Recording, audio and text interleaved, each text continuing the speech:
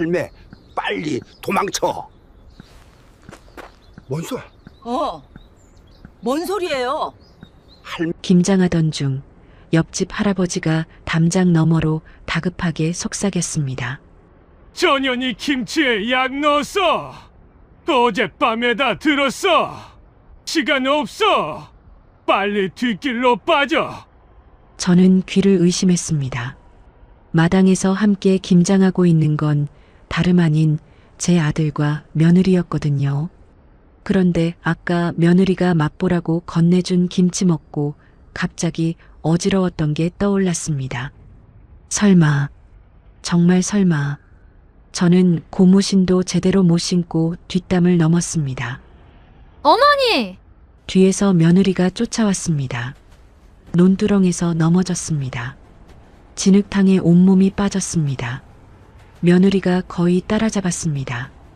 죽을 힘을 다해 일어나서 미친 듯이 뛰었습니다. 72년 인생, 그렇게 목숨 걸고 뛰어본 건 처음이었습니다. 며칠 후 경찰이 말해줬습니다. 그 김치에서 사람 죽일 만큼의 약이 나왔다고, 내 이름으로 5억짜리 보험이 들어있었다고. 김장하는 날 내가 낳은 자식과 며느리가 어미를 죽이려 했습니다. 그날 옆집 할아버지가 귓속말 안 했으면 저는 김장 김치 옆에 싸늘한 시체로 누워 있었을 겁니다. 순잔의 사연 지금 시작합니다. 늦가을 찬바람이 불기 시작하는 김장철이었습니다. 김옥부는 마당 한쪽에 쌓아둔 절인 배추를 대야에 옮겨 담고 있었습니다. 올해 72살인 옥부는 허리가 욱신거렸지만 김장만큼은 손수해야 직성이 풀렸습니다. 차가운 물에 배추를 헹구는 손끝이 시려왔지만 옥부는 개의치 않고 묵묵히 일손을 놀렸습니다. 배추를 헹구다 말고 옥부는 문득 서울에 있는 손녀 생각이 났습니다. 손녀 박수진이가 대학을 졸업하고 취업 준비를 한다더니 통 연락이 없었습니다. 옥부는 대야에 손을 담근 채 먼 하늘을 바라보며 한숨을 내쉬었습니다. 수진이는 잘 있으려나. 혼잣말을 중얼거리는 옥분의 목소리에는 허전함이 묻어났습니다. 자식도 손녀도 모두 도시로 떠나고 시골집에 홀로 남은 지 벌써 5년째였습니다. 남편을 먼저 보내고 혼자 버텨온 세월이 주마등처럼 스쳐 지나갔습니다. 그때 마당 앞 흙길에서 자동차 소리가 들려왔습니다. 옥분이 고개를 돌리자 익숙한 검은색 승용차 한 대가 집 앞에 멈춰 서는 것이 보였습니다. 차 문이 열리고 아들 박진수와 며느리 윤서연이 짐을 한아름 들고 내렸습니다. 어머니, 저희 왔어요. 며느리 윤서연이 환하게 웃으며 손을 흔들었습니다. 옥부는 젖은 손을 앞치마에 대충 훔치며 황급히 마당으로 나갔습니다. 오랜만에 보는 아들 내외의 얼굴에 옥분의 주름진 눈가가 반달처럼 휘어졌습니다. 아이고, 이게 얼마만이야. 왜 연락도 없이 오고 그래. 옥분이 반가움을 감추지 못하고 아들의 손을 덥석 잡았습니다. 박진수는 머쓱한 표정으로 어머니의 손을 맞잡았습니다. 김장철인데 어머니 혼자 고생하시게 둘 수 있나요? 저희가 도우러 왔어요. 윤서연이 씩씩한 목소리로 말하며 들고 온 짐을 마루에 내려놓았습니다. 배추, 무, 고춧가루, 젓갈까지 김장 재료가 한가득이었습니다. 옥부는 며느리의 모습을 물끄러미 바라보았습니다. 결혼하고 10년이 넘도록 명절에도 얼굴 비추기 싫어하던 며느리였습니다. 그런 며느리가 직접 김장 재료까지 챙겨서 내려오다니 옥부는 영문을 알 수 없었습니다. 서연아, 네가 웬일이야. 시골 오는 거 싫어하더니. 옥분이 조심스럽게 물었습니다. 윤서연은 소매를 걷어붙이며 활짝 웃었습니다. 에이, 어머님. 그동안 제가 너무 못했어요. 이제 효도 좀 할게요. 며느리의 달라진 태도가 어색했지만 옥부는 괜히 마음 한구석이 따뜻해졌습니다. 오랜만에 온 가족이 함께하는 김장이라는 생각에 기분이 들떴습니다. 점심때가 다 되어 김장이 본격적으로 시작되었습니다. 옥부는 배추 사이사이에 양념을 바르고 윤서연은 옆에서 열심히 배추를 건네주었습니다. 박진수는 마당 한쪽에서 담배를 피우며 두 사람을 지켜보고 있었습니다. 옥부는 가끔 아들 쪽을 힐끔거렸습니다. 아들의 얼굴이 예전보다 많이 수척해 보여서 마음에 걸렸습니다. 진수야, 너 얼굴이 왜 그렇게 말랐어? 밥은 제대로 먹고 다니는 거야? 옥분이 걱정스러운 목소리로 물었습니다. 박진수는 피식 웃으며 담배 연기를 내뿜었습니다. 사업이 좀 바빠서 그래요. 걱정 마세요. 아들의 대답이 영 시원찮았지만 옥부는 더 이상 캐묻지 않았습니다. 김장이 한창 무르익을 무렵 윤서연이 갓 버무린 김치를 한 조각 집어들었습니다. 윤서연은 김치를 들고 옥분에게 다가왔습니다. 입가에는 여전히 웃음이 걸려 있었습니다. 어머님, 제가 버무린 김치 맛 좀 봐주세요. 간이 맞는지 모르겠어요. 옥부는 며느리의 정성이 고마웠습니다. 건네받은 김치를 입에 넣고 오물오물 씹었습니다. 알싸한 마늘 향과 젓갈 냄새가 입안에 퍼졌습니다. 응, 간이 딱 맞네. 잘 버무렸어. 옥분이 김치를 삼키며 칭찬했습니다. 윤서연은 만족스러운 표정으로 고개를 끄덕였습니다. 그런데 이상했습니다. 김치를 삼킨 지 얼마 되지 않아 옥부는 갑자기 눈앞이 핑 도는 것을 느꼈습니다. 심장이 두근거리고 메스꺼움이 밀려왔습니다. 옥부는 휘청거리며 대야를 붙잡았습니다. 어머님, 괜찮으세요? 윤서연이 다가와 물었지만 목소리가 어딘가 멀게 들렸습니다. 옥부는 이마에 송골송골 땀이 맺히는 것을 느꼈습니다. 갑자기 머리가 어지럽네. 방에 가서 좀 누워야겠어. 옥분이 힘겹게 말했습니다. 윤서연은 걱정하는 표정을 지으며 옥분의 팔을 부축했습니다. 그러세요, 어머님. 김장은 저희가 마저 할게요. 방으로 들어가는 옥분의 등 뒤로 윤서연이 남편 박진수에게 눈짓을 보내는 것을 옥분은 보지 못했습니다. 박진수는 불안한 표정으로 고개를 끄덕였습니다. 옥분은 방에 누웠지만 어지러움이 쉽게 가라앉지 않았습니다. 천장이 빙글빙글 도는 것 같았습니다. 눈을 감고 깊은 숨을 들이쉬던 옥분의 귀에 창문 너머로 대화 소리가 희미하게 들려왔습니다. 아들 내외가 마당에서 무슨 이야기를 나누는 것 같았습니다. 오늘 안에 끝내야 해. 며느리의 날카로운 목소리였습니다. 옥부는 귀를 기울였습니다. 사채업자들이 내일까지 돈 안 갚으면 우리 둘 다 죽는다고 했잖아. 옥분의 심장이 쿵 하고 내려앉았습니다. 사채? 죽는다? 무슨 소리인지 알 수가 없었습니다. 옥부는 불안한 마음에 힘겹게 몸을 일으켰습니다. 머리가 지끈거렸지만 가만히 누워있을 수가 없었습니다. 옥부는 비틀거리며 뒷마당 쪽으로 향했습니다. 그때 담장 너머에서 다급한 손짓이 보였습니다. 옆집 할아버지 최용기였습니다. 최용기는 주위를 두리번거리며 옥분을 급하게 불렀습니다. 옥분이, 이리 와봐, 빨리. 옥분은 어지러운 몸을 이끌고 담장 가까이 다가갔습니다. 최용기는 옥분의 귀에 바짝 대고 떨리는 목소리로 속삭였습니다. 할매, 빨리 도망쳐. 어젯밤에 저놈들이 보험 어쩌고 하는 소리를 들었는데 설마 했어. 옥부는 영문을 모르겠다는 표정으로 최용기를 바라보았습니다. 근데 오늘 아침에 또 들었어. 김치에 약 넣었다고 전현이 전화로 그러더라고. 확실해.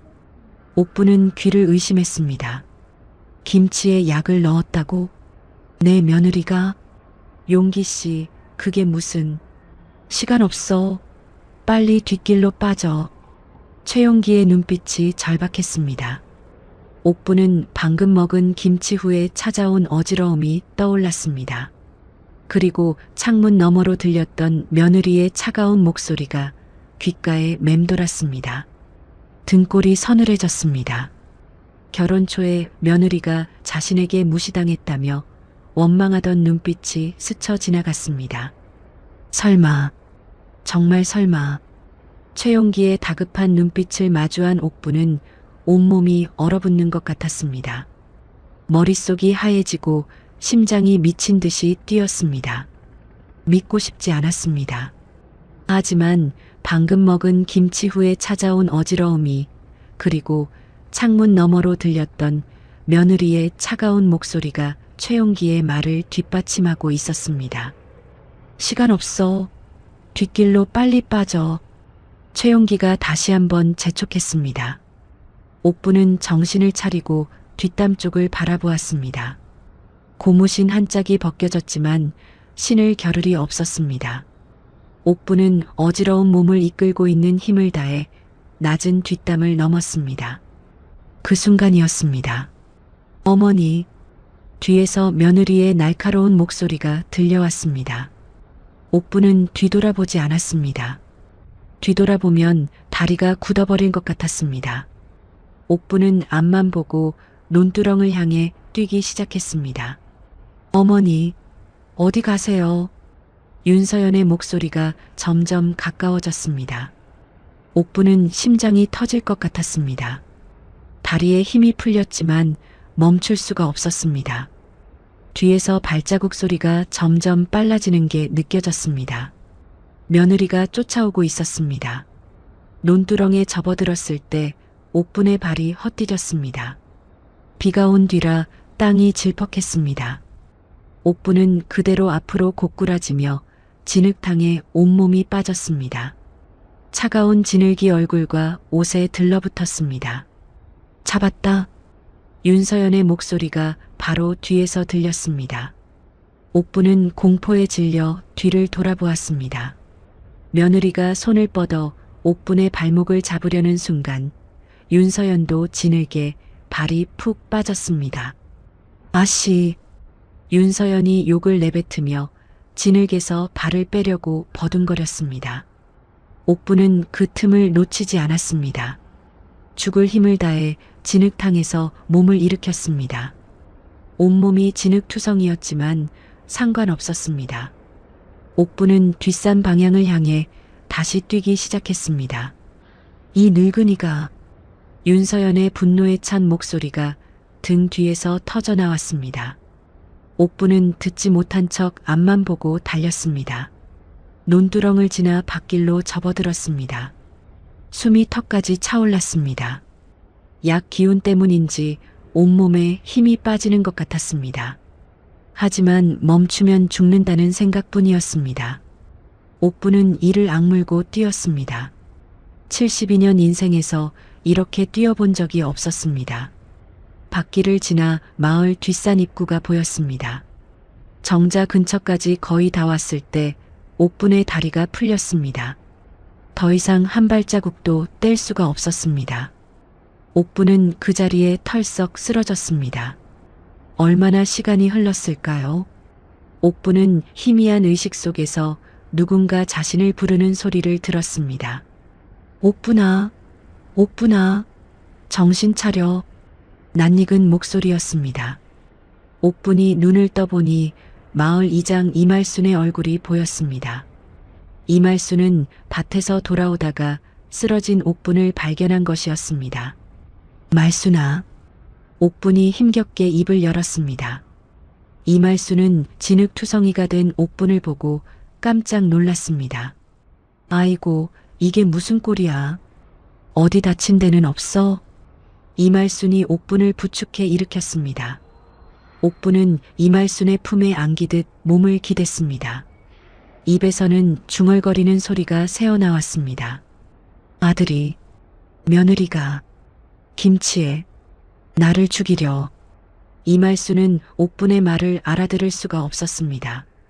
일단 집으로 데려가야겠다고 생각했습니다. 이말순은 옥분을 등에 업고 자신의 집을 향해 걸었습니다. 이말순의 집에 도착한 옥부는 안방에 누웠습니다. 이말순이 따뜻한 물수건으로 옥분의 얼굴에 묻은 진흙을 닦아주었습니다. 옥부는 의식이 오락가락하는 상태에서 계속 같은 말을 되풀이했습니다. 김치에 약을 며느리가. 이말순은 고개를 갸웃거리며 옥분의 이마에 손을 얹었습니다. 열이 있는 것 같지는 않았습니다. 다음 날 아침이 되어서야 옥부는 겨우 정신을 차렸습니다. 눈을 뜨니 낯선 천장이 보였습니다. 옥부는 벌떡 몸을 일으키다가 어지러움에 다시 누웠습니다. 정신이 들어 이말순이 방문을 열고 들어왔습니다. 손에는 미음 그릇이 들려 있었습니다. 여기가 어디야? 옥분이 두리번거리며 물었습니다. 내 집이지. 어제 뒷산 입구에서 쓰러져 있는 거 내가 발견했어. 이말순이 미음 그릇을 옥분에게 건네며 말했습니다. 옥분은 어젯밤 일이 떠올랐습니다. 김치를 먹고 어지러웠던 것, 최용기의 경고, 며느리의 추격. 꿈이 아니었습니다. 옥분은 갑자기 품속을 더듬었습니다. 다행히 낡은 휴대전화가 그대로 있었습니다. 옥분은 떨리는 손으로 전화기를 꺼내 손녀 박수진의 번호를 눌렀습니다. 신호가 갔습니다. 하지만 아무도 받지 않았습니다. 옥분은 허탈하게 전화기를 내려놓았습니다. 수진이도 안 받네. 옥분의 눈에 눈물이 고였습니다. 이말순은 옥분 옆에 앉으며 조심스럽게 물었습니다. 옥분아, 대체 무슨 일이야? 어제 네가 하던 말이 무슨 뜻이야? 옥분은 깊은 한숨을 내쉬었습니다. 그리고 천천히 어제 있었던 일을 이야기하기 시작했습니다. 최용기가 전해준 말, 김치를 먹은 뒤 찾아온 어지러움, 며느리가 쫓아온 상황까지. 이말순은 처음에는 믿기 어렵다는 표정이었습니다. 설마 내 며느리가 그랬겠어? 무슨 오해가 있는 거 아니야? 이말순이 반신반의하며 말했습니다. 옥부는 고개를 저었습니다. 나도 믿기 싫어. 하지만 내 몸이 느꼈어. 그 김치 먹고 바로 이상해졌다고. 옥분의 얼굴은 여전히 핏기가 없었습니다. 손도 미세하게 떨리고 있었습니다. 이말순은 옥분의 상태를 보며 심상치 않은 일이 벌어졌음을 직감했습니다. 한편 그 시각 마을에서는 박진수가 동네 이곳저곳을 돌아다니고 있었습니다. 혹시 우리 어머니 못 보셨어요? 어제 저녁부터 갑자기 안 계셔서요. 박진수는 걱정 가득한 표정으로 마을 사람들에게 물었습니다. 영락없는 효자의 모습이었습니다. 마을 사람들은 고개를 저으며 못 봤다고 대답했습니다. 윤서연은 옥분의 집에 남아 있었습니다. 윤서연은 약을 넣은 김치를 찾으려 했습니다. 하지만 김장 김치가 여러 통에 나뉘어 담겨 있어서 어느 것인지 구분이 되지 않았습니다. 전부 버리자니 시간이 없고 누군가 눈치챌 수도 있었습니다. 윤서연은 혀를 차며 김치통들을 그대로 두었습니다. 얼마 후 박진수가 이말순의 집 앞에 나타났습니다. 이말순은 마당에서 빨래를 널다가 박진수를 발견했습니다. 심장이 덜컥 내려앉았지만 티를 내지 않았습니다. 이장님, 혹시 우리 어머니 못 보셨어요? 박진수가 다가와 물었습니다. 이말순은 태연하게 대답했습니다. 어머니? 아니, 못 봤는데. 왜 무슨 일 있어? 어제 저녁부터 갑자기 안 계셔서요. 너무 걱정돼서 찾고 있어요. 박진수의 말투는 걱정스러워 보였습니다. 하지만 이말순은 그 눈빛이 어딘가 차갑다는 것을 느꼈습니다. 박진수는 이말순의 집안을 힐끔힐끔 훑어보았습니다. 혹시 집에 오시면 연락 좀 해주세요. 박진수가 말하고 돌아섰습니다. 이말순은 박진수의 뒷모습이 사라질 때까지 자리를 지켰습니다. 해가 지고 어둠이 내렸습니다. 이말수는 옥분을 데리고 몰래 최용기의 집을 찾아갔습니다. 최용기는 두 사람을 보자 황급히 안으로 들였습니다. 다 들었어. 낮에 그 아들놈이 돌아다니며 어머니 찾더라고. 최용기가 낮은 목소리로 말했습니다. 옥분이 최용기의 손을 잡았습니다. 용기 씨, 어젯밤에 뭘 들은 거야? 자세히 말해줘. 최용기는 잠시 뜸을 들이더니 입을 열었습니다. 어젯밤에 담장 너머에서 내 며느리가 전화하는 소리를 들었어. 보험이 어쩌고 내일 김장할 때 하면 된다고 하더라고. 그때는 설마 했지. 최용기가 말을 이었습니다. 근데 오늘 아침에 또 들었어. 김치에 약 넣었다고. 그리고 이런 말도 했어. 최용기가 옥분을 바라보며 말했습니다. 시어머니, 그년이 결혼 초에 나한테 한 짓 생각하면 이 정도는 당연하다고. 옥분의 얼굴이 창백해졌습니다. 이말순이 옥분의 손을 꼭 잡았습니다. 옥분의 눈에서 눈물이 주르륵 흘러내렸습니다. 최용기의 증언을 들은 옥분은 한동안 말을 잇지 못했습니다. 눈물이 멈추지 않았습니다. 이말순이 옥분의 등을 토닥이며 달랬습니다. 옥분아, 일단 경찰에 신고하자. 이건 보통 일이 아니야. 옥분은 고개를 끄덕였습니다. 이말순은 바로 파출소에 전화를 걸었습니다. 다음 날 오전 면소재지 파출소에서 경찰이 찾아왔습니다. 옥분은 그동안 있었던 일을 처음부터 끝까지 진술했습니다. 김치를 먹고 어지러웠던 것, 최용기가 전해준 말, 며느리가 쫓아온 상황까지 경찰은 수첩에 열심히 받아 적었습니다. 하지만 경찰의 대답은 옥분의 기대와 달랐습니다. 할머니, 마음은 이해하는데요. 지금 상태로는 수사가 어렵습니다.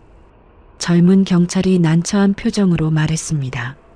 실제로 피해를 입은 것도 아니고 증거가 없잖아요. 옆집 어르신 말만으로는. 옥분은 가슴이 답답해졌습니다.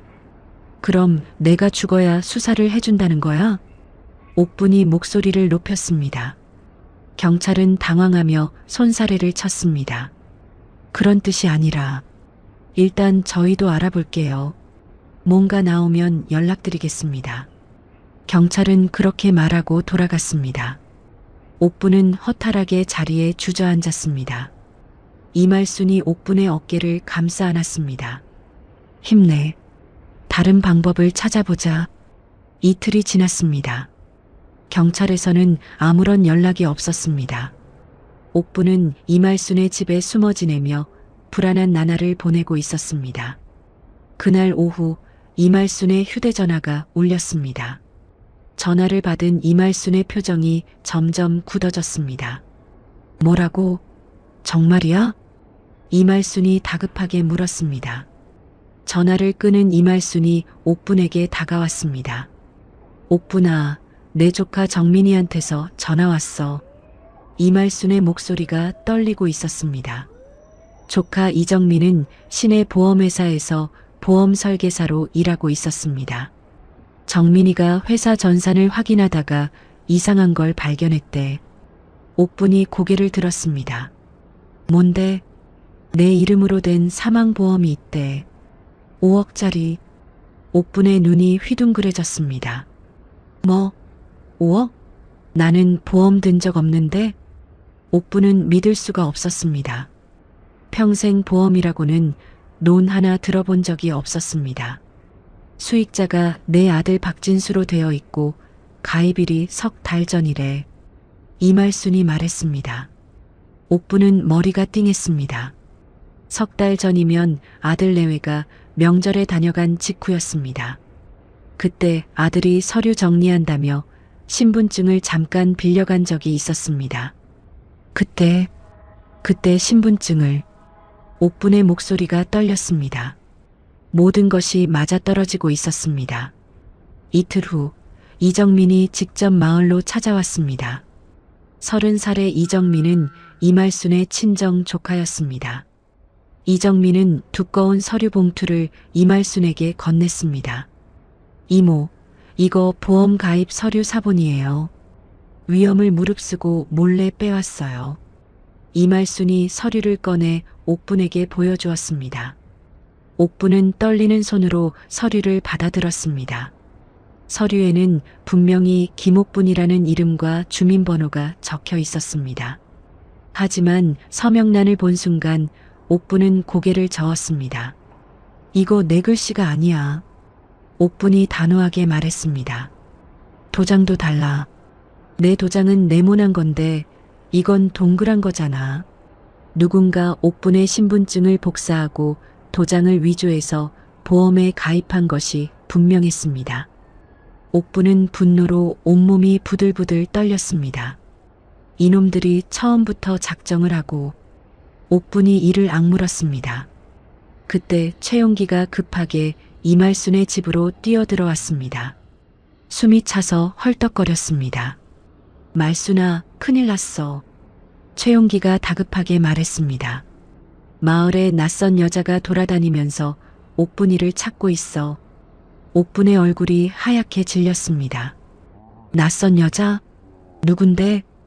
이말순이 물었습니다. 몰라. 근데 그 여자가 옥분이네 며느리가 데려온 요양보호사라고 하더라고. 최용기가 대답했습니다. 옥분은 고개를 갸웃거렸습니다. 요양보호사? 난 요양보호사 부른 적 없는데? 이말순이 이상하다는 표정으로 말했습니다. 내가 알아볼게. 잠깐만 기다려. 이말순은 마을 사람들에게 전화를 돌려 그 여자에 대해 물었습니다. 얼마 후 이말순의 얼굴이 굳어졌습니다. 그 여자 요양보호사가 아니래. 이말순이 말했습니다. 마을 사람들한테 물어봤더니 윤서연이 고향 친구라고 소개했다더라. 이름이 강미숙이래. 옥분은 그 이름을 들어본 적이 없었습니다. 하지만 이말순의 다음 말에 옥분은 소름이 돋았습니다. 최용기 씨, 그 강미숙이라는 여자 어디서 본 적 없어요? 이말순이 최용기에게 물었습니다. 최용기는 잠시 생각하더니 무릎을 쳤습니다. 아, 그 여자 그날 아침에 며느리가 전화하던 상대야. 최용기가 소리쳤습니다. 분명히 들었어. 미수가 약은 구했냐고 물어보더라고. 그리고 김치에 넣으면 맛모른다고 했어. 옥분은 온몸에서 힘이 빠지는 것을 느꼈습니다. 며느리 혼자가 아니었습니다.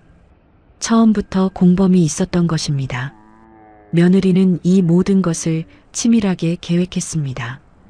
옥분은 갑자기 과거가 떠올랐습니다. 결혼 초 며느리에게 했던 말들이 주마등처럼 스쳐 지나갔습니다. 옥분은 이말순에게 조심스럽게 입을 열었습니다. 말순아, 내가 할 말이 있어. 이말순이 옥분을 바라보았습니다. 결혼 초에 내가 며느리한테 심하게 했어. 옥분의 목소리가 낮아졌습니다. 장사하는 집안 출신이라고 우리 집안과 안 어울린다고 면박을 줬어. 이말순은 말없이 듣고 있었습니다. 처세 유산했을 때도 몸 관리를 못해서 그렇다고 했어. 옥분의 눈에 눈물이 고였습니다. 그때 며느리 눈빛이 나를 원망하는 눈빛이었어. 그게 지금까지. 옥분이 말을 잇지 못하고 울먹였습니다. 이말순이 옥분의 손을 꼭 잡았습니다. 옥분아, 네가 잘못한 것도 있어. 하지만 그렇다고 사람을 죽이려 해? 이말순이 단호하게 말했습니다. 그건 절대 용서받을 수 없는 일이야. 지금 중요한 건 증거를 더 모으는 거야. 옥분은 고개를 끄덕였습니다. 이말순의 말이 맞았습니다. 지금은 과거를 후회할 때가 아니었습니다. 그날 밤 이말순의 집 마당에서 이상한 소리가 들렸습니다. 이말순이 창문으로 밖을 내다보았습니다. 담장 너머로 누군가 서성이는 그림자가 보였습니다. 가로등 불빛에 얼굴이 살짝 비쳤습니다. 낮에 마을 사람들이 말하던 그 여자 강미숙이었습니다. 이말순은 급히 방으로 돌아와 옥분에게 말했습니다. 전현이 집 주변을 서성이고 있어. 옥분의 얼굴이 새하얗게 질렸습니다. 여기도 들켰나 봐. 더 이상 이 마을에 있으면 안 되겠어. 옥분은 두려움에 온몸이 떨렸습니다. 도망쳐야 했습니다. 하지만 어디로 가야 할지 막막했습니다. 강미숙이 집 주변을 서성이는 것을 확인한 옥분은 밤새 잠을 이루지 못했습니다. 창문 너머로 보이는 어둠이 무서웠습니다. 언제 저 여자가 문을 두드릴지 모른다는 생각에 가슴이 조여왔습니다. 이말순도 옥분 곁에서 뜬 눈으로 밤을 지새웠습니다. 다음 날 아침이 밝았습니다. 옥분은 피곤한 몸을 이끌고 마루에 앉아 있었습니다. 어디로 가야 할지, 누구에게 도움을 청해야 할지 막막했습니다. 경찰은 증거가 없다며 손을 놓고 있었습니다. 옥분은 깊은 한숨을 내쉬었습니다. 그때 이말순의 집 전화가 울렸습니다. 이말순이 전화를 받았습니다. 여보세요? 전화기 너머로 낯익은 목소리가 들려왔습니다. 말순아, 나 영희야. 홍영희. 이말순의 눈이 커졌습니다. 홍영희는 40년 전 옥분, 이말순과 함께 봉제 공장에서 일하던 동료였습니다. 셋은 젊은 시절 자매처럼 지냈지만 홍영희가 도시로 이사간 뒤로는 연락이 뜸했습니다. 영희야? 아이고, 이게 얼마만이야? 이말순이 반가운 목소리로 말했습니다. 말순아, 옥분이 거기 있지? 홍영희의 목소리가 진지했습니다. 이말순은 잠시 망설이다 대답했습니다. 어떻게 알았어?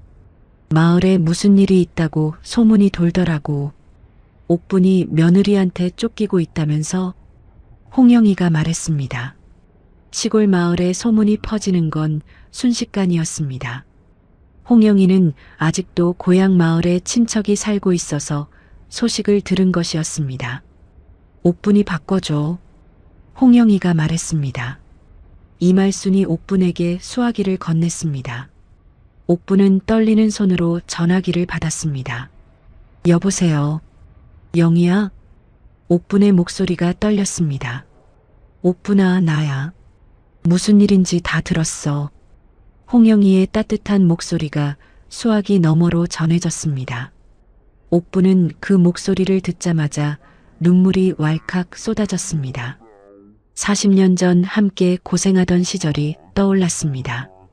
영희야, 나 이제 어떻게 해야 할지 모르겠어. 옥분이 울먹이며 말했습니다. 옥분아, 진정해. 내가 도와줄게. 홍영희의 목소리는 단호했습니다.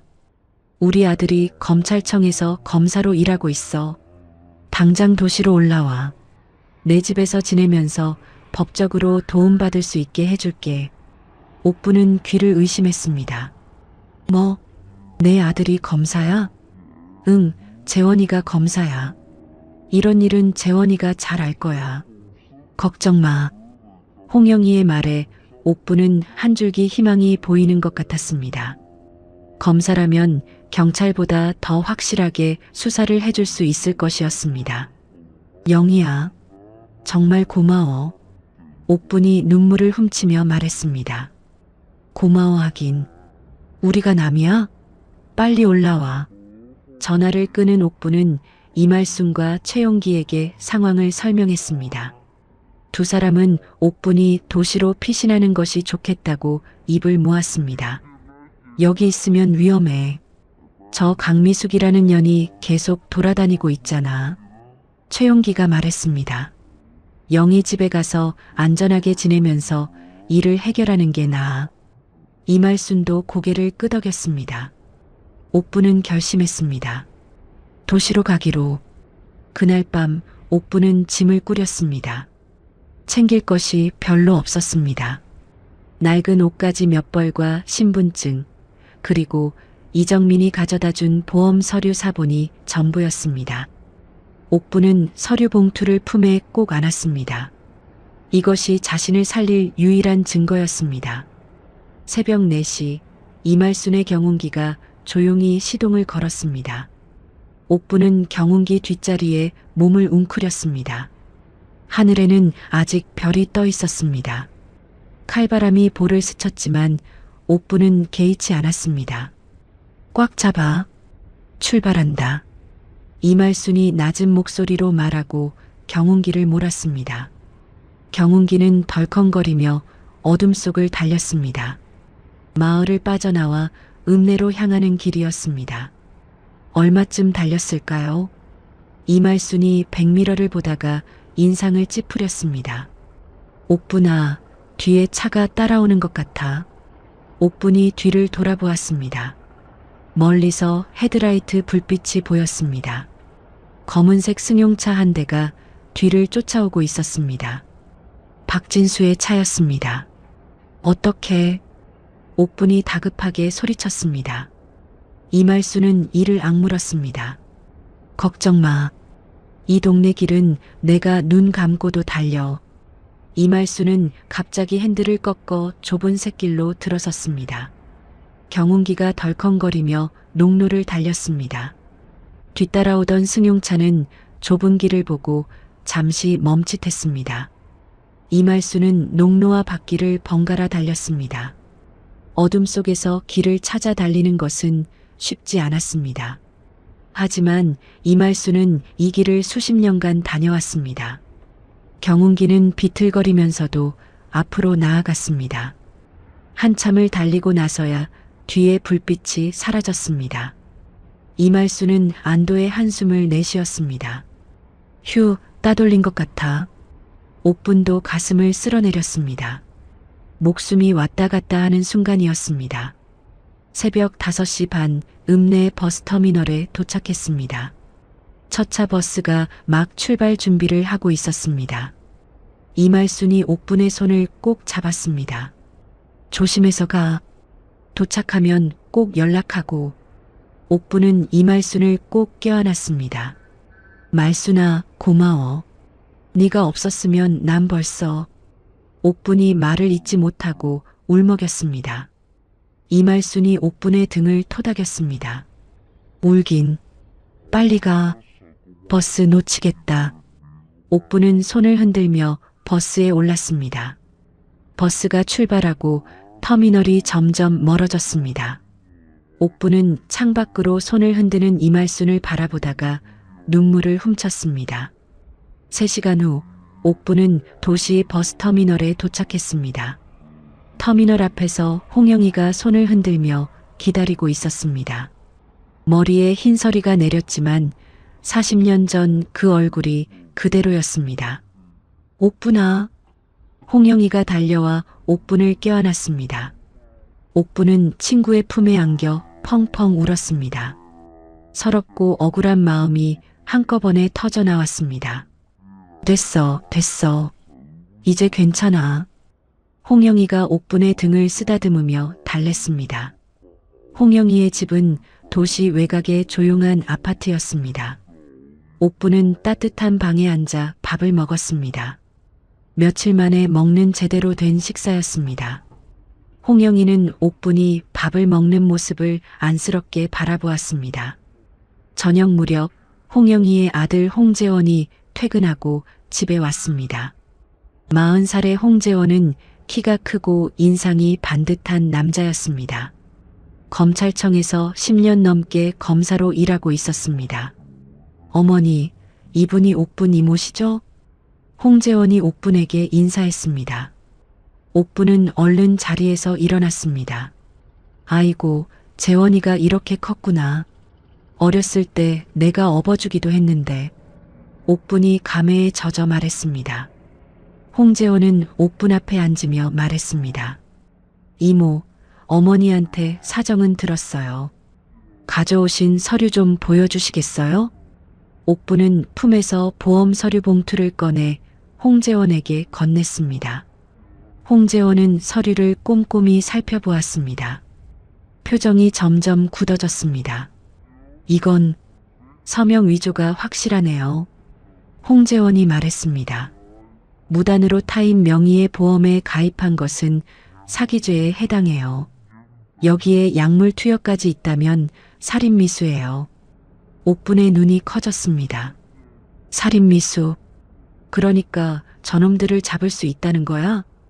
홍재원이 고개를 끄덕였습니다. 네.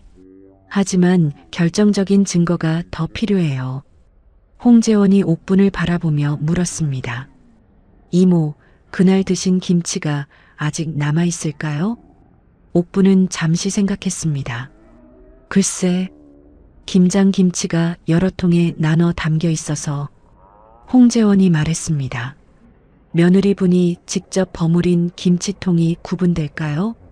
옥분이 고개를 끄덕였습니다. 아, 그게 그날 며느리가 자기가 버무린 통에 빨간 테이프를 붙여놨어. 나중에 맛이 어떤지 비교해보겠다고. 홍재원의 눈이 빛났습니다. 그거면 됩니다. 그 김치통을 확보해야 해요. 홍재원은 바로 이말순에게 전화를 걸었습니다. 상황을 설명하고 김치통 확보를 부탁했습니다. 그날 밤 이말순은 위험을 무릅쓰고 옥분의 집에 몰래 들어갔습니다. 마당에 인기척이 없는 것을 확인하고 창고 문을 열었습니다. 김장 김치통이 여러 개 놓여 있었습니다. 이말순은 빨간 테이프가 붙은 통을 찾아 통째로 들고 나왔습니다. 다행히 아들 내외가 옥분을 찾아다니느라 바빠서 김치통은 손대지 않은 상태였습니다. 이말순은 안도의 한숨을 쉬며 집으로 돌아왔습니다.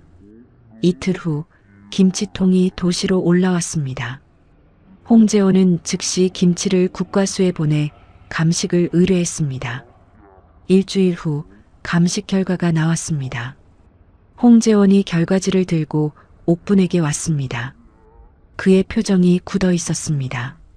이모, 결과가 나왔어요. 옥분은 숨을 죽이고 홍재원을 바라보았습니다. 그 김치에서 치사량에 가까운 수면제 성분이 검출됐어요. 옥분의 심장이 쿵 하고 내려앉았습니다. 이 정도 양이면 노인분이 드셨을 경우 심장마비나 호흡정지로 돌아가실 수 있었어요. 홍재원이 무거운 목소리로 말했습니다. 옥분은 아무 말도 할 수 없었습니다.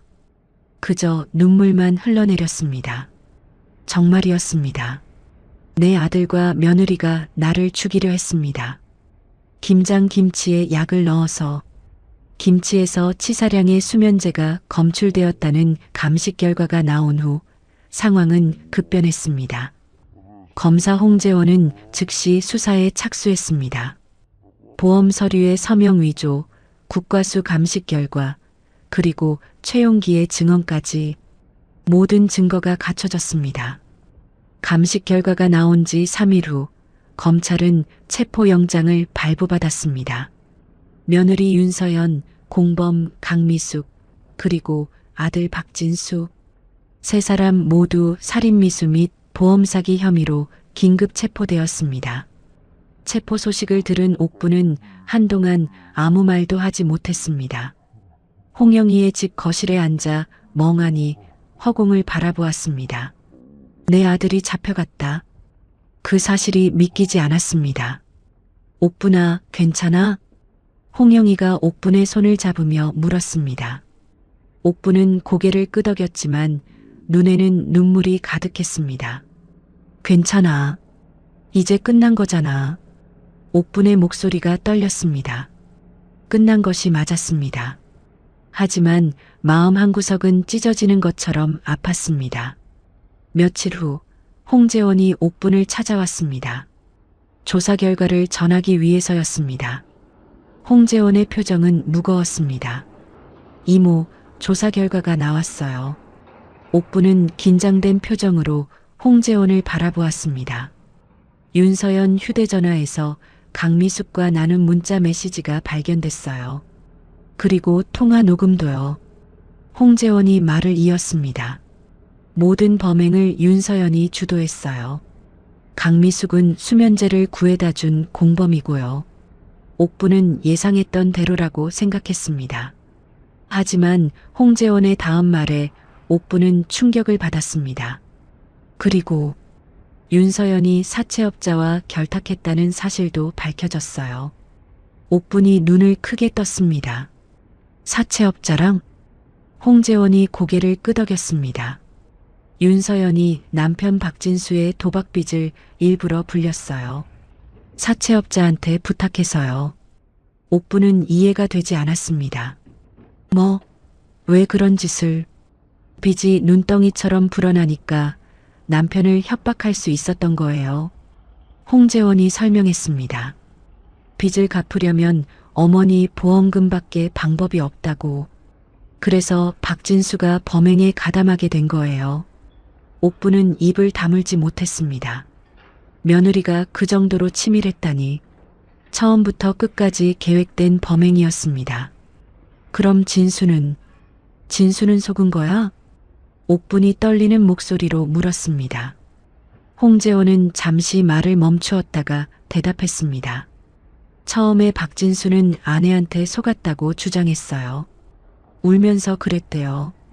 옥분의 눈에 한 줄기 희망이 스쳤습니다. 하지만 홍재원의 다음 말에 그 희망은 산산이 부서졌습니다. 하지만 결국 자백했어요.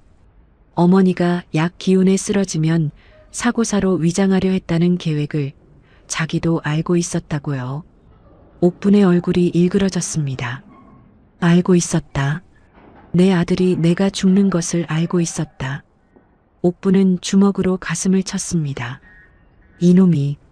이놈이. 옥분의 입에서 울음 섞인 신음이 터져나왔습니다. 홍영이가 옥분을 껴안고 등을 쓰다듬었습니다. 재판이 열리기 일주일 전 홍재원이 옥분에게 조심스럽게 제안했습니다. 이모, 재판 전에 아드님을 만나보실 생각 없으세요? 옥분은 고개를 저었습니다. 볼낯이 없어? 그놈 얼굴 보기 싫어. 홍재원이 말했습니다.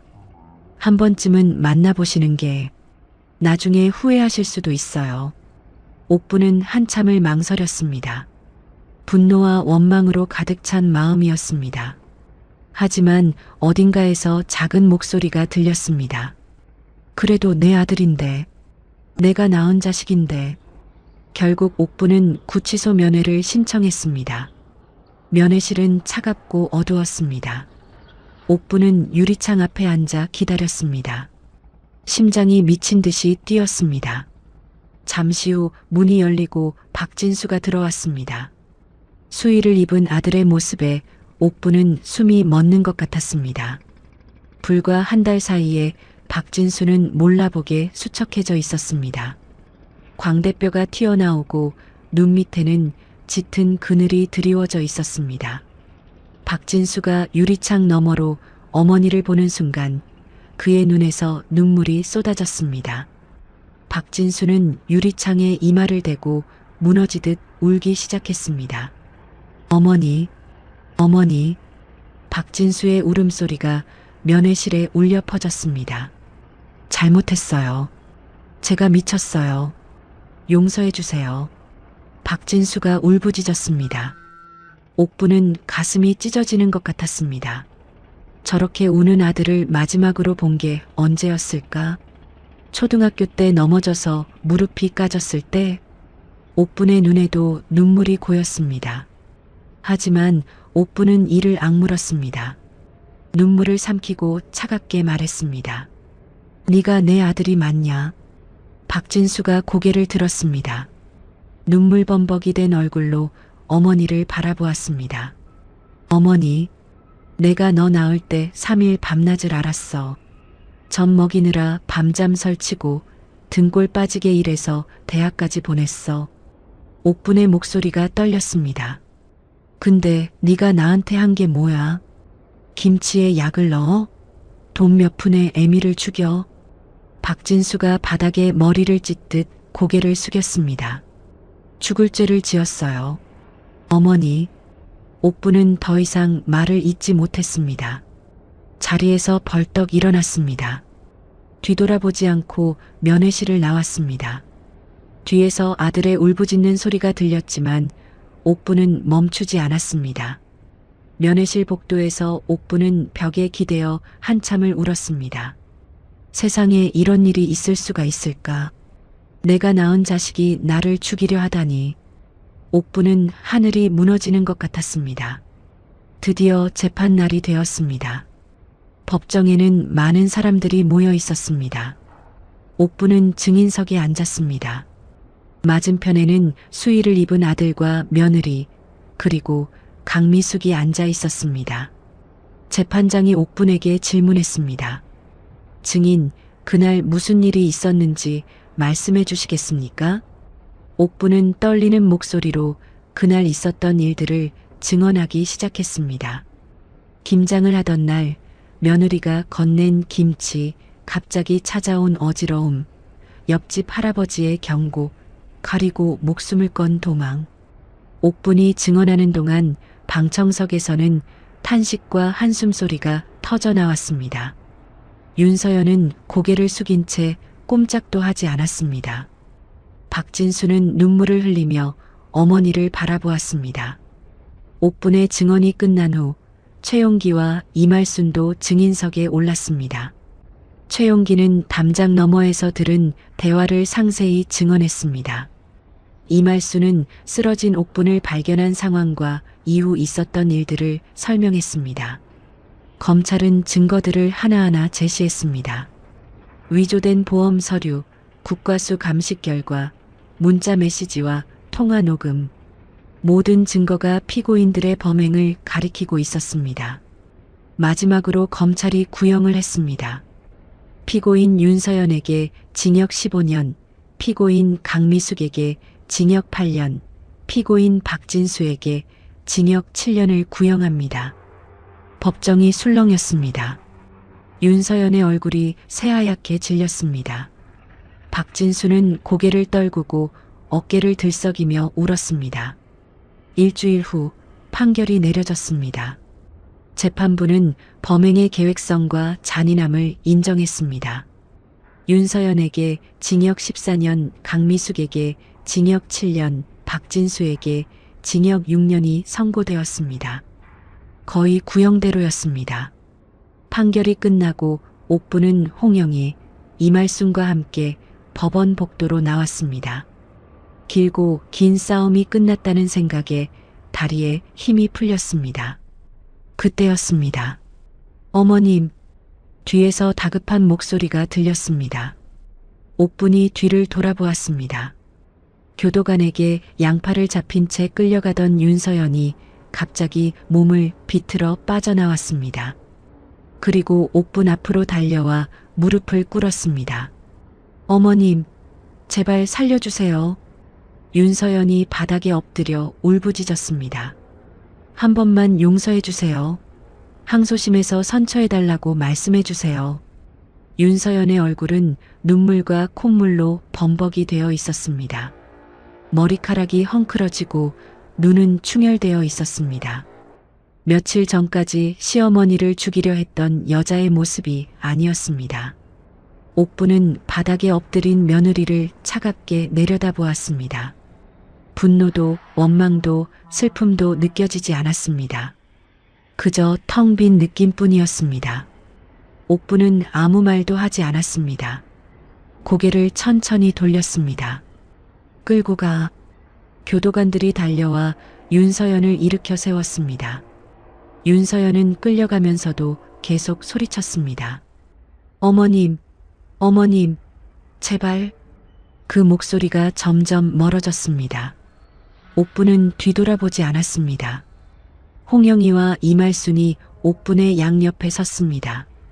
두 사람이 옥분의 손을 꼭 잡았습니다. 옥분은 친구들의 손을 잡고 천천히 법원을 빠져나왔습니다. 법원 밖으로 나오자 햇살이 눈부시게 쏟아졌습니다. 옥부는 하늘을 올려다보았습니다. 길고 긴 악몽이 끝났습니다. 재판이 끝나고 두 달이 흘렀습니다. 옥부는 시골집으로 돌아왔습니다. 오랜만에 밟는 마당 흙이 낯설게 느껴졌습니다. 집안 구석구석에는 먼지가 쌓여 있었습니다. 옥부는 며칠에 걸쳐 집안을 청소하고 정리했습니다. 악몽 같았던 기억들이 조금씩 희미해져 갔습니다. 이말순과 최용기가 자주 찾아와 말동무가 되어주었습니다.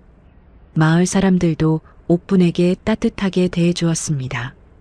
아무도 그날 있었던 일을 입에 올리지 않았습니다.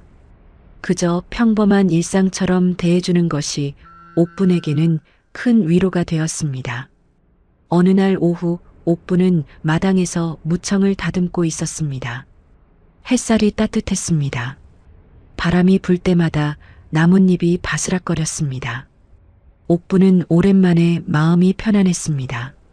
그때 최용기가 급히 담장 너머로 고개를 내밀었습니다. 표정이 심상치 않았습니다. 옥분아, 잠깐 나와봐. 옥분은 무청을 내려놓고 담장 쪽으로 다가갔습니다. 왜 그래? 무슨 일이야? 최용기가 목소리를 낮추며 말했습니다. 아까 마을 입구에서 낯선 남자가 내 집 위치를 물어보고 다니더라. 옥분의 가슴이 철렁 내려앉았습니다. 낯선 남자? 누군데?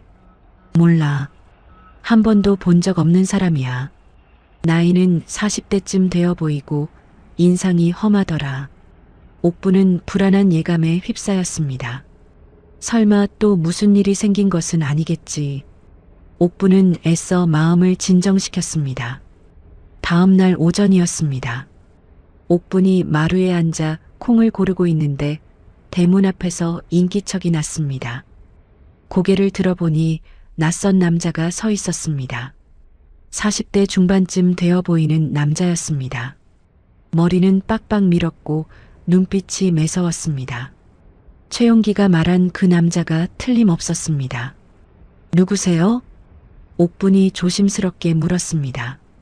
남자가 대문 안으로 성큼 들어오며 말했습니다. 김옥분 씨 맞죠? 옥분은 고개를 끄덕였습니다. 남자가 피식 웃었습니다. 웃는 얼굴이 오히려 더 무서웠습니다. 저는 윤태식이라고 합니다. 윤서연이 오빠예요. 옥분은 숨이 턱 막혔습니다. 며느리의 친정 오빠라니. 왜 여기까지 찾아온 것일까? 무슨 일로 오셨어요? 옥분이 떨리는 목소리로 물었습니다. 윤태식은 마당을 둘러보며 말했습니다. 우리 서연이가 감옥에 갔잖아요. 어머님 때문에. 옥분은 아무 말도 하지 않았습니다. 윤태식이 옥분 앞으로 다가왔습니다. 어머님, 합의 좀 해주시면 안 될까요? 윤태식의 말투는 점잖았습니다. 하지만 눈빛은 차가웠습니다. 합의해 주시면 사례금도 드리고 항소심에서 형량도 줄어들 수 있어요. 서로 좋은 일 아니겠어요? 옥분은 고개를 저었습니다. 합의는 안 해요. 옥분의 목소리는 단호했습니다. 그년이 나한테 뭘 했는지 알면서 그런 말이 나와요? 윤태식의 얼굴이 일그러졌습니다. 점잖은 표정이 순식간에 사라졌습니다. 야, 늙은이. 좋게 말할 때 합의해.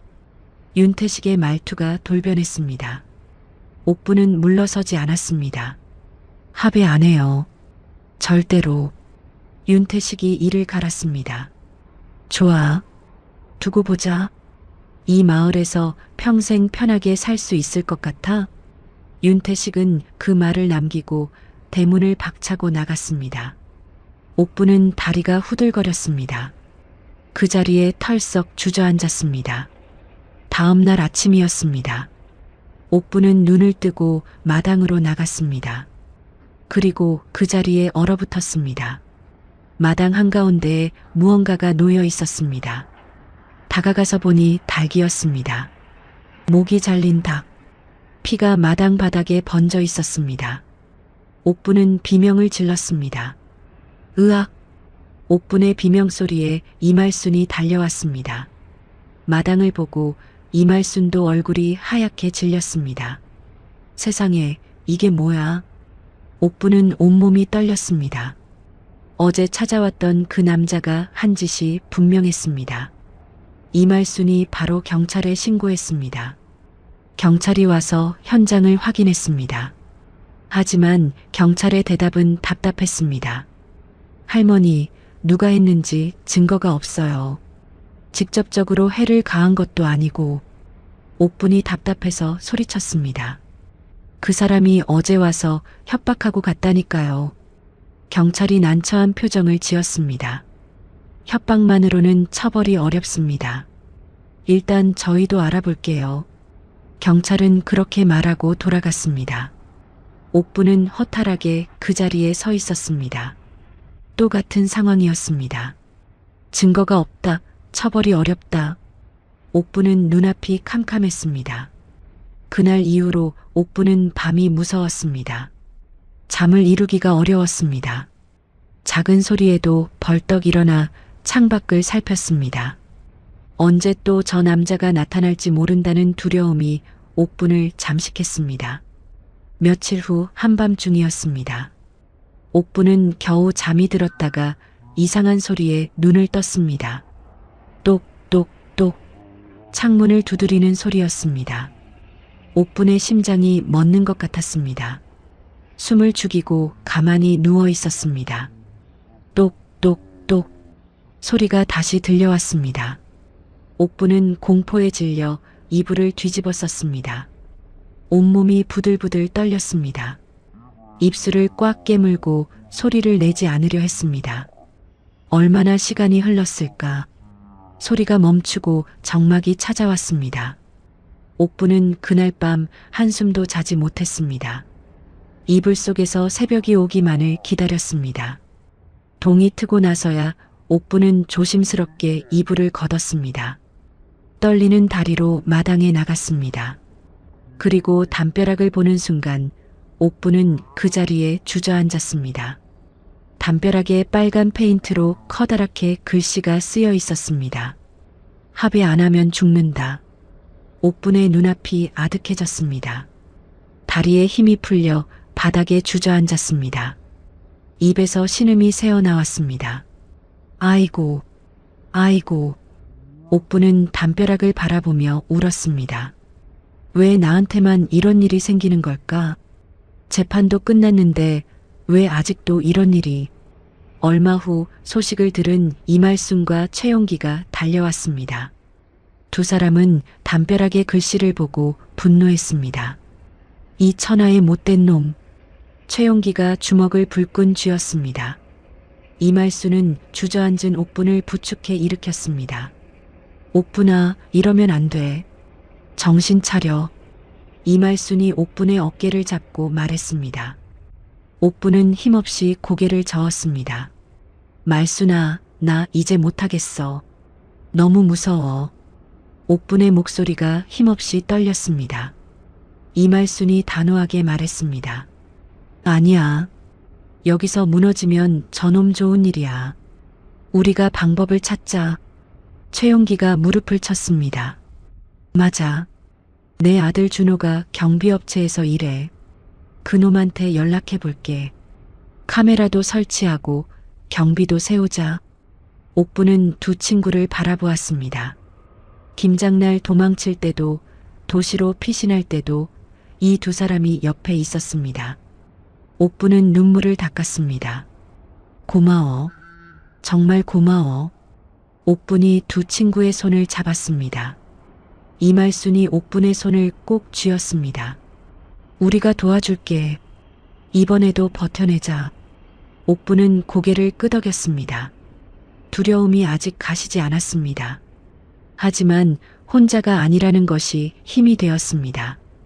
옥분은 천천히 자리에서 일어났습니다. 이를 악물고 담벼락을 바라보았습니다. 저 빨간 글씨가 눈에 불이 났습니다. 저놈, 내 손으로 꼭 감옥 보내겠어. 옥분이 낮은 목소리로 말했습니다. 두 주먹을 불끈 쥐었습니다.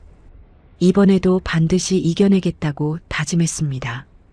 협박 문구가 적힌 다음 날 최용기의 아들 최준호가 마을에 도착했습니다. 최준호는 35살의 건장한 청년이었습니다. 경비업체에서 10년 넘게 일한 베테랑이었습니다. 그와 함께 경비업체 동료 2명도 왔습니다.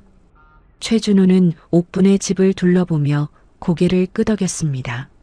할머니, 걱정 마세요. 저희가 확실하게 잡아드릴게요. 최준호가 자신감 있게 말했습니다.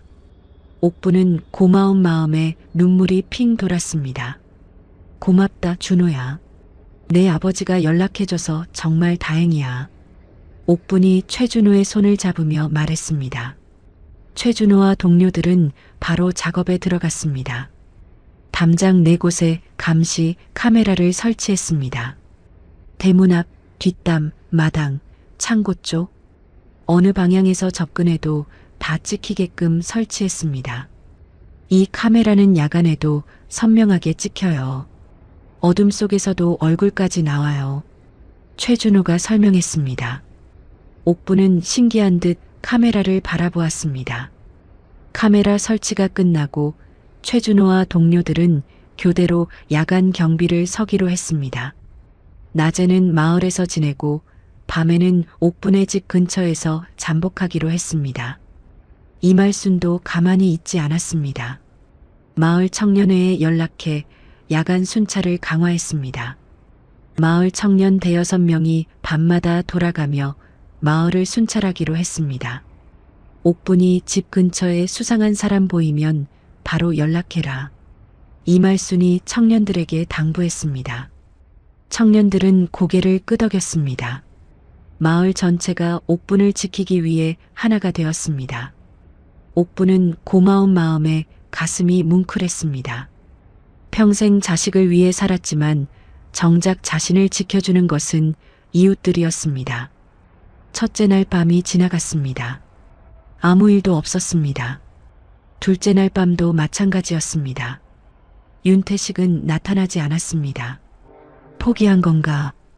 옥분이 조심스럽게 말했습니다. 최준호가 고개를 저었습니다. 아직 방심하시면 안 돼요. 이런 놈들은 기회를 노리고 있다가 불쑥 나타나요. 최준호의 말이 맞았습니다. 셋째 날 새벽 2시였습니다. 옥분은 방에서 잠들어 있었습니다. 최준호와 동료 한 명은 옥분의 집에서 100m쯤 떨어진 곳에 차를 대고 잠복해 있었습니다. 노트북 화면에는 감시 카메라 영상이 실시간으로 뜨고 있었습니다. 형, 저거 봐요. 동료가 화면을 가리키며 말했습니다. 최준호가 고개를 돌렸습니다.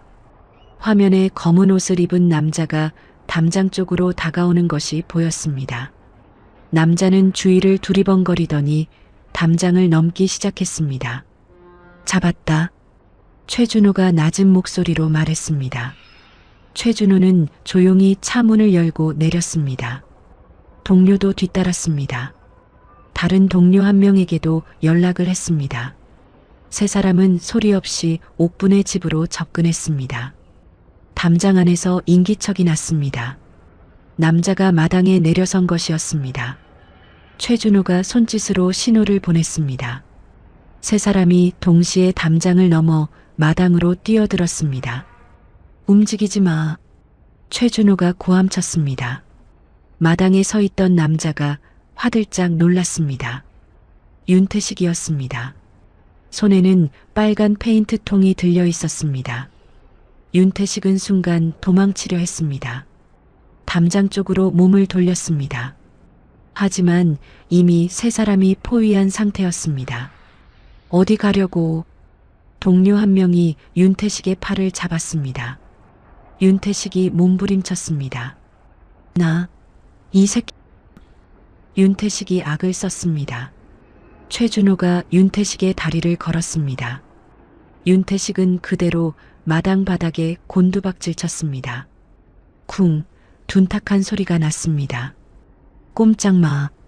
움직이면 다쳐. 최준호가 윤태식의 등을 누르며 말했습니다. 동료들이 윤태식의 양팔을 꺾어 잡았습니다. 윤태식은 바닥에 얼굴을 대고 꼼짝도 못했습니다. 소란의 옥분이 잠에서 깨어 마당으로 나왔습니다. 마당에 제압당해 있는 윤태식을 보고 옥분은 눈이 휘둥그레졌습니다. 이게 무슨... 옥분이 더듬거렸습니다. 최준호가 말했습니다. 할머니 잡았어요.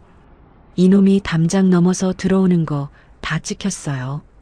옥분은 바닥에 엎드린 윤태식을 내려다보았습니다. 윤태식이 고개를 들어 옥분을 노려보았습니다. 이 늙은이 두고 보자. 윤태식이 이를 갈았습니다. 최준호가 윤태식의 머리를 바닥에 눌렀습니다. 입 닥쳐. 경찰 올 때까지 가만히 있어. 잠시 후 경찰이 도착했습니다. 경찰은 윤태식에게 수갑을 채웠습니다. 주거침입 및 협박 혐의 현행범이었습니다. 이 사람 전에도 협박했어요. 닭도 던지고 담벼락에 글씨도 썼어요. 옥분이 경찰에게 말했습니다. 경찰이 고개를 끄덕였습니다. 네, 조사해 볼게요. 카메라 영상도 확보하겠습니다. 윤태식은 경찰차에 실려갔습니다. 옥분은 경찰차가 멀어지는 것을 지켜보았습니다. 가슴이 후련했습니다. 조사 과정에서 윤태식은 결국 모든 것을 자백했습니다. 목 잘린 닭을 던진 것, 밤에 창문을 두드린 것, 담벼락에 협박 문구를 쓴 것, 전부 자기가 한 짓이었습니다. 검사 홍재원이 이 사건도 직접 맡았습니다. 홍재원은 신속하게 사건을 처리했습니다.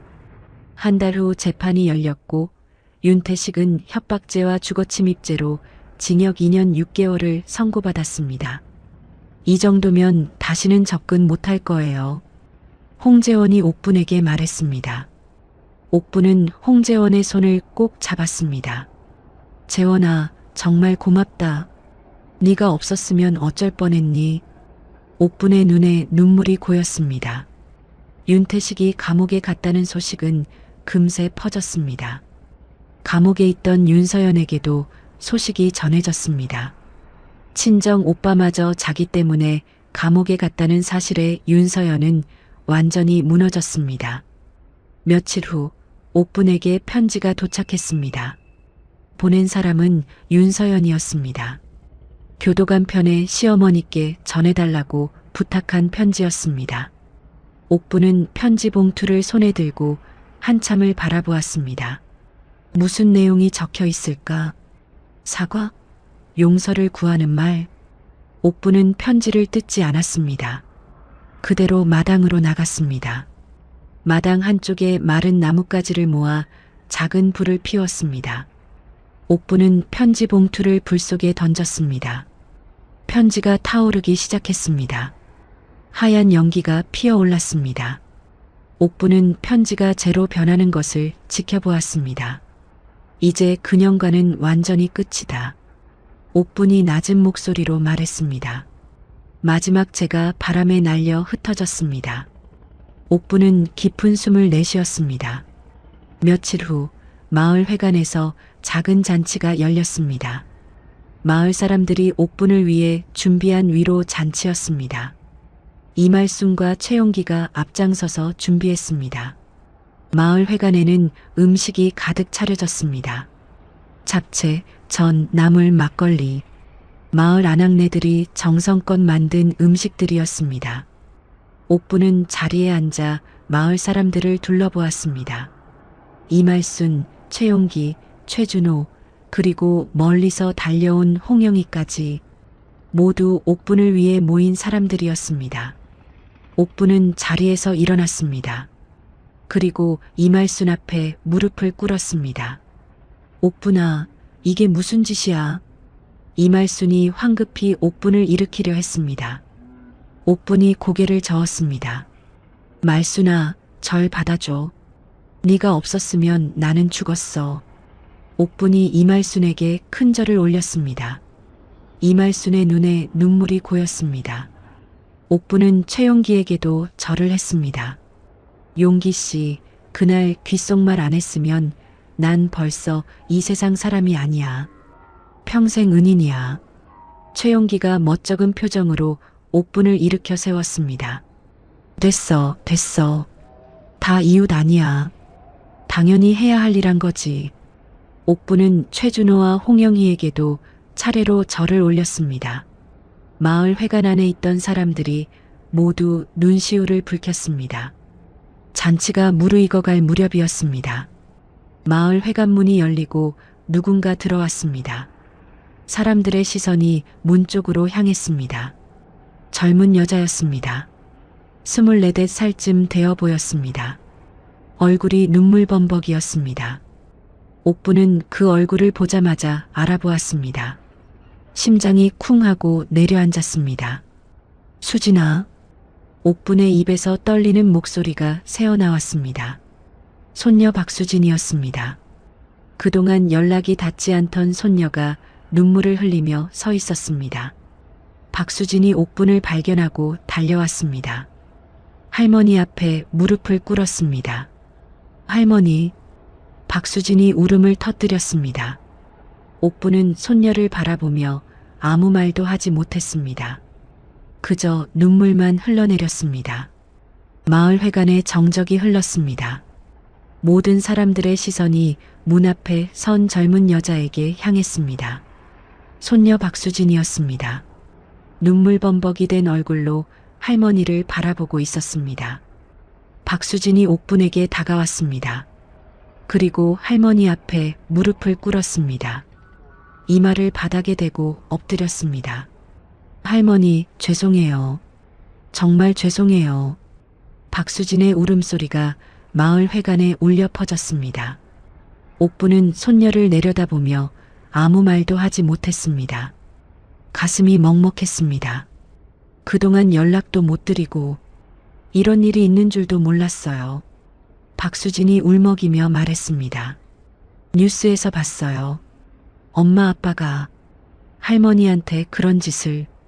박수진은 말을 잇지 못하고 어깨를 들썩이며 울었습니다. 옥부는 처음에는 경계하는 마음이 있었습니다. 혹시 손녀도 부모 편인 것은 아닐까? 혹시 무슨 꿍꿍이가 있는 것은 아닐까?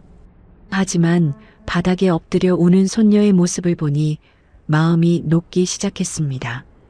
저 눈물이 거짓일 리 없었습니다. 옥부는 떨리는 손을 뻗어 손녀의 머리를 쓰다듬었습니다. 수진아, 일어나. 옥분의 목소리도 떨리고 있었습니다. 박수진이 고개를 들었습니다. 눈물에 젖은 얼굴이 어린 시절 모습 그대로였습니다. 옥분의 눈에서도 눈물이 흘러내렸습니다. 할머니. 박수진이 옥분의 손을 잡았습니다. 저 정말 몰랐어요. 취업 준비한다고 정신없이 지내다가 뉴스 보고 너무 충격받아서 한동안 아무것도 못했어요. 박수진이 흐느끼며 말했습니다. 어떻게 엄마 아빠가 그런 짓을. 믿을 수가 없었어요. 옥부는 손녀를 일으켜 세웠습니다. 그리고 품에 꼭 안았습니다. 손녀의 등을 토닥이며 말했습니다. 됐어, 됐어. 내 잘못이 아니야. 옥분의 품에서 박수진은 어린아이처럼 울었습니다. 마을 회관에 있던 사람들도 눈시울을 붉혔습니다. 이말순이 눈물을 훔치며 고개를 돌렸습니다. 한참을 울고 나서 박수진이 옥분을 바라보며 말했습니다. 할머니, 저 여기서 살아도 돼요? 옥분이 눈을 깜빡였습니다. 뭐라고? 저 할머니 곁에서 살고 싶어요. 할머니 혼자 두고 서울 못 가요. 박수진의 눈에는 아직 눈물이 맺혀 있었습니다. 하지만 눈빛은 진지했습니다. 엄마 아빠가 저지른 잘못, 제가 대신 갚을게요. 할머니 곁에서 효도하면서 살게요. 옥부는 손녀의 얼굴을 두 손으로 감쌌습니다. 주름진 손이 손녀의 볼을 어루만졌습니다. 수진아, 넌 취업해야지. 젊은 것이 시골에서 뭘 하려고. 옥분이 말했습니다. 박수진이 고개를 저었습니다. 취업은 나중에 해도 돼요. 지금은 할머니가 더 중요해요. 옥부는 손녀를 바라보았습니다. 아들은 자신을 죽이려 했습니다. 하지만 손녀는 자신 곁에 있겠다고 했습니다. 옥부는 말없이 손녀를 다시 끌어안았습니다. 1년이 흘렀습니다. 어느덧 다시 김장철이 돌아왔습니다. 옥분의 집 마당에는 배추가 가득 쌓여 있었습니다. 옥부는 마당에서 배추를 소금에 절이고 있었습니다. 할머니, 이 정도면 됐어요? 옆에서 박수진이 배추를 뒤집으며 물었습니다. 손녀는 1년 동안 할머니 곁에서 지내며 농사일도 배우고 집안일도 도왔습니다. 처음에는 서툴렀지만 이제는 제법 능숙해졌습니다. 응, 그 정도면 됐어. 이제 물에 헹궈서 채반에 널어. 옥분이 말했습니다. 손녀와 함께하는 김장은 처음이었습니다. 작년 이맘때 그 끔찍한 일이 있었던 것이 믿기지 않았습니다. 얼마 후 마당에 사람들이 하나둘 모여들었습니다. 이말순이 양푼에 양념을 가득 담아왔습니다. 최용기도 빈 김치통을 여러 개 들고 나타났습니다. 마을 아낙네 5~6명도 따라왔습니다. 옥분아, 우리 왔다. 이말순이 씩씩하게 외쳤습니다. 옥분의 얼굴에 환한 웃음이 번졌습니다. 어이구, 다들 고마워. 어서 와. 사람들이 마당에 둘러앉았습니다. 김장이 본격적으로 시작되었습니다.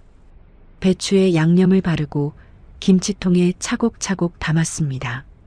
마당에는 웃음소리가 끊이지 않았습니다. 이말순이 옥분 옆에 앉으며 말했습니다. 옥분아, 작년 이맘때 생각하면 아직도 아찔해. 옥분이 고개를 끄덕였습니다. 그러게, 작년 이맘때는 목숨 걸고 도망치고 있었는데. 최용기가 양념을 버무리며 끼어들었습니다. 내가 그날 귓속말 안 했으면 큰일 날 뻔했어. 최용기가 농담처럼 말했습니다. 옥분이 최용기를 바라보며 말했습니다. 용기 씨, 그 귓속말이 내 목숨 살렸어. 평생 은인이야. 옥분의 목소리는 진심이 담겨 있었습니다. 최용기가 멋쩍게 웃었습니다. 됐어, 됐어. 자꾸 그러면 쑥스러워. 사람들이 웃음을 터뜨렸습니다. 마당에 웃음꽃이 피어났습니다. 박수진이 양념을 버무리다가 손에 묻은 고춧가루를 털며 말했습니다. 할머니, 내년에는 제가 양념 만들어 볼게요. 이제 좀 할 수 있을 것 같아요. 옥분이 손녀를 흐뭇하게 바라보았습니다. 그래, 내년에는 네가 해봐. 할머니가 옆에서 봐줄게. 손녀와 함께하는 김장. 작년에는 상상도 못했던 일이었습니다. 옥분의 가슴이 뭉클했습니다. 해가 기울기 시작했습니다. 김장이 거의 끝나가고 있었습니다. 마지막 배추를 김치통에 담고 뚜껑을 닫았습니다. 휴, 끝났다. 이말순이 허리를 펴며 말했습니다. 사람들이 하나둘 짐을 챙기기 시작했습니다. 옥분아, 우리는 이만 갈게. 내일 또 보자. 이말순이 손을 흔들었습니다. 최용기도 빈 양푼을 들고 일어섰습니다. 수고했어. 김치 잘 먹을게. 최용기가 말하고 담장 너머로 사라졌습니다. 마을 아낙네들도 하나둘 집으로 돌아갔습니다. 마당에는 옥분과 박수진만 남았습니다. 저녁놀이 하늘을 붉게 물들이고 있었습니다. 옥분은 갓 담근 김치 한 조각을 집어들었습니다. 수진아, 맛 좀 봐.